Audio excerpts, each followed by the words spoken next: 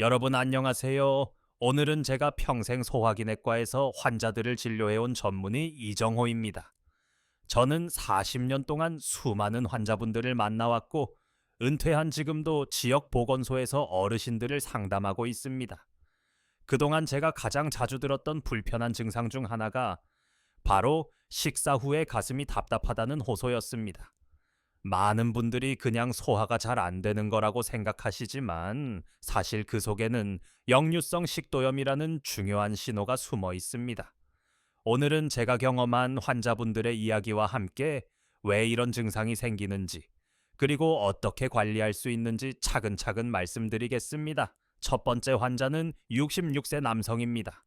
은퇴 후 친구들과 종종 술자리를 가지셨는데 어느 날부터 식사만 하면 가슴이 답답하고 속이 타들어가는 듯한 증상을 느끼셨습니다.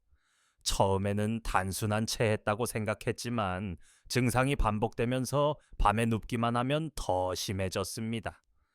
결국 병원에 오셔서 내시경 검사를 해보니 식도 하부가 붉게 헐어있는 역류성 식도염이 확인되었습니다. 위산이 자주 올라와 식도 점막을 자극한 결과였습니다. 다음 사례는 72세 여성입니다. 평생 담배와는 거리가 멀었고 술도 거의 하지 않으셨습니다.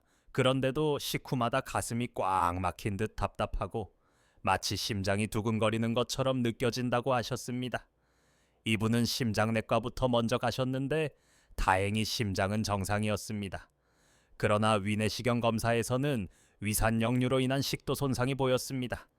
특히 나이가 들면서 위와 식도를 잇는 괄약근의 힘이 약해져 역류가 쉽게 일어난 것이 원인이었습니다. 또 다른 사례로는 69세 남성이 있었습니다. 이분은 평생 직장 생활을 하면서 늦은 밤 야식을 즐겼습니다. 퇴근 후에는 꼭 라면이나 기름진 음식을 드시고 바로 눕는 습관이 있었죠. 그 결과 수년 동안 역류성 식도염을 앓으셨고 증상이 심할 때는 목이 쉬고 기침까지 동반되었습니다. 사실 역류성 식도염은 단순히 속쓰림과 답답함에 그치지 않고 오래 지속되면 목소리 변화, 만성 기침, 심지어는 식도 협착이나 암으로 이어질 수 있기 때문에 조기 관리가 꼭 필요합니다. 이쯤에서 잠깐 원리를 설명드리겠습니다. 우리 몸에는 위와 식도를 나누는 작은 문 역할을 하는 하부식도 괄약근이 있습니다. 젊을 때는 이 근육이 꽉 조여 있어서 위산이 위 안에만 머물러 있습니다. 그런데 나이가 들면서 이 근육의 힘이 약해지면 마치 물탱크의 뚜껑이 느슨해지는 것처럼 위산이 역류하기 쉬워집니다. 게다가 과식이나 기름진 음식, 카페인, 술 같은 자극적인 음식은 괄약근을 더 느슨하게 만들어 증상을 악화시킵니다. 특히 중요한 점은 역류성 식도염의 증상이 심장병과 혼동될 수 있다는 겁니다. 가슴이 답답하고 뻐근한 느낌은 협심증이나 심근경색과도 비슷하기 때문에 처음 경험하시는 분들은 심장 문제로 오해하기 쉽습니다. 그래서 이런 증상이 반복된다면 반드시 병원에서 검사를 받는 것이 안전합니다. 실제로 제가 만난 환자 중에는 처음에 심장 문제로 응급실에 오셨다가 검사를 통해 역류성 식도염이 원인임을 알게 된 경우도 많았습니다. 다음 환자 이야기를 해보겠습니다. 75세 여성으로 늘 변비가 심하고 배에 가스가 잘 차는 편이었습니다. 이분은 식사 후마다 배가 부풀고 가슴이 막히는 듯 답답하다고 하셨습니다.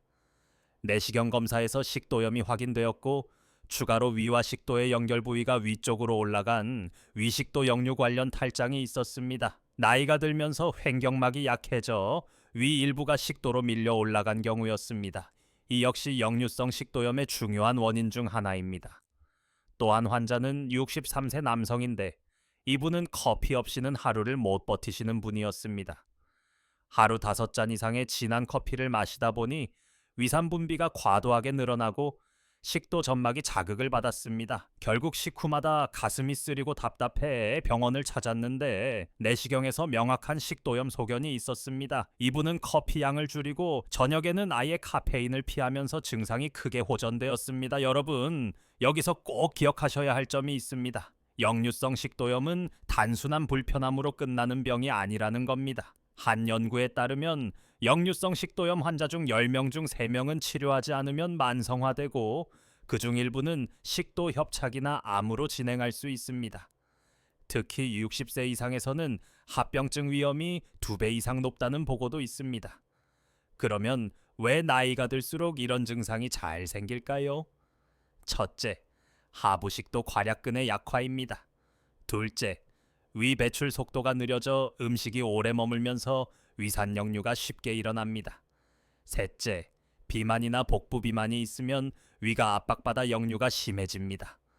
실제로 허리둘레가 큰 경우 역류성 식도염 위험이 1.5배 증가한다는 연구도 있습니다. 이제 원인을 조금 더 깊이 들여다보겠습니다. 역류성 식도염은 단순히 위산이 올라와서 생기는 문제가 아니라 여러 요인이 복합적으로 작용합니다. 나이가 들면서 근육이 약해지는 것뿐 아니라 음식 습관, 체중, 생활 패턴까지 모두 영향을 줍니다. 예를 들어 과식을 하면 위가 한꺼번에 늘어나 압력이 높아집니다. 이때 위산이 밀려서 식도로 쉽게 넘어갑니다.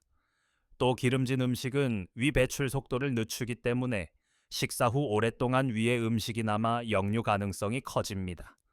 술은 괄약근을 이완시켜 위와 식도 사이 문을 열어놓은 듯한 상태를 만들고 탄산음료는 위를 팽창시켜 압력을 더합니다. 비만 역시 큰 요인입니다. 배가 나오면 복부 압력이 올라가 위가 눌리고 그 압력이 위산을 위쪽으로 밀어 올립니다. 특히 앉아서 생활하는 시간이 많은 분들은 더 취약합니다. 실제로 연구 결과를 보면 체질량 지수가 30 이상인 사람은 정상 체중인 사람보다 역류성 식도염 발생 위험이 약 2배 높다고 보고됩니다. 환자 사례를 이어가 보겠습니다. 71세 여성 환자는 늘 소식하는 편이었지만 밤마다 과일을 많이 드셨습니다. 과일은 건강식이지만 잠자기 직전에 다량 섭취하면 위의 산도가 높아지고 당분 발효로 가스가 발생해 위산 역류가 심해질 수 있습니다. 이분은 저녁 이후에는 과일을 줄이고 수면 전 최소 3시간 공복을 유지하면서 증상이 크게 호전되었습니다. 또 다른 68세 남성은 식후에 곧바로 눕는 습관이 있었습니다. 식탁에서 일어나자마자 소파에 누워 TV를 보거나 잠시 낮잠을 자곤 했습니다. 이런 습관은 위산이 식도로 쉽게 올라가도록 만듭니다. 이분은 식사 후 최소 30분은 앉아서 가볍게 움직이고 누울 때는 상체를 약간 높여 주무시는 방법을 실천하면서 증상이 크게 줄었습니다. 여러분, 여기서 중요한 생활 수칙을 말씀드리겠습니다. 역류성 식도염 관리에는 몇 가지 기본 원칙이 있습니다. 첫째, 과식하지 말 것. 위를 한꺼번에 많이 채우면 압력이 올라가 역류가 쉽게 일어납니다. 둘째, 기름진 음식과 카페인을 줄일 것. 튀김, 고지방 육류, 초콜릿, 커피, 녹차, 탄산음료 등이 대표적입니다. 셋째, 식후 곧바로 눕지 말 것. 최소 2세 3시간은 소화 시간을 주고 눕는 게 좋습니다. 넷째, 체중을 관리할 것. 복부 비만은 역류성 식도염의 가장 강력한 위험 요인입니다. 다섯째, 흡연과 음주는 반드시 피할 것. 둘 다 괄약근 기능을 약하게 만듭니다. 실제로 이런 생활 수칙을 지킨 환자분들은 약물 치료와 함께 증상이 빠르게 호전되는 경우가 많았습니다. 이제 하루 루틴 예시를 말씀드리겠습니다. 아침에는 기상 후 따뜻한 물을 한 잔 마시고 가벼운 스트레칭으로 몸을 깨우는 것이 좋습니다. 아침 식사는 과식하지 않고 기름기가 적은 음식으로 하는 것이 중요합니다. 점심은 영양 균형을 맞추되 너무 자극적인 음식은 피하는 것이 좋습니다. 특히 고춧가루가 많이 들어간 음식은 식도 점막을 더 자극할 수 있습니다. 점심 후에는 10분 정도 가볍게 산책을 하면서 소화를 돕는 것이 이상적입니다. 저녁은 가볍게, 그리고 너무 늦지 않게 드시는 게 중요합니다. 잠자기 3시간 전에는 식사를 마치는 것이 원칙입니다. 저녁 식사 후에는 소파에 눕지 않고 가벼운 집안일이나 산책으로 몸을 움직이시는 것이 좋습니다. 잠자리에 들 때는 베개를 약간 높게 하거나 침대 머리를 조금 올려주는 것도 효과적입니다. 이렇게 하면 위산이 중력 방향으로 식도로 덜 올라옵니다. 실제로 여러 연구에서 머리를 15, 20도 정도 올리면 역류 증상이 유의미하게 줄어든다고 보고했습니다. 다음 환자 사례로 넘어가겠습니다. 73세 남성은 오랫동안 고혈압 약을 복용하고 계셨습니다. 그런데 어떤 약은 식도 괄약근을 느슨하게 만드는 부작용이 있습니다. 이분은 약 변경 후 증상이 호전되었습니다. 즉, 약물 부작용도 원인이 될 수 있다는 점을 기억해야 합니다. 또 다른 70세 여성은 목소리가 자주 쉬는 게 문제였습니다. 이비인후과에서 진료를 받다가 결국 원인이 위산역류라는 사실을 알게 되었습니다. 위산이 목으로까지 올라와 성대에 염증을 일으킨 것이었습니다. 이처럼 역류성 식도염은 단순히 소화기 질환에 그치지 않고 호흡기나 이비인후과적 증상으로 나타나기도 합니다. 환자분들이 자주 하시는 질문을 정리해 보겠습니다. 많은 분들이 묻습니다. 식사 후에 가슴이 답답한데 그냥 소화가 안 되는 걸까요? 제 대답은 그렇지 않습니다. 단순 소화 불량은 주로 상복부, 즉 명치 부근에서 불편감을 느끼지만 역류성 식도염은 가슴 한가운데가 답답하고 타는 듯 쓰린 느낌이 동반됩니다. 특히 눕거나 기울었을 때 심해지면 역류 가능성이 큽니다. 또 다른 질문은 이런 것입니다. 물을 마셔도 가슴이 답답한데 그것도 역류성 식도염일까요? 네, 그럴 수 있습니다. 역류성 식도염이 심하면 단순히 위산뿐 아니라 위에 남은 음식물이나 물도 함께 역류해 증상을 일으킬 수 있습니다. 어떤 분은 이런 질문을 하셨습니다. 약을 오래 먹으면 괜찮아지나요?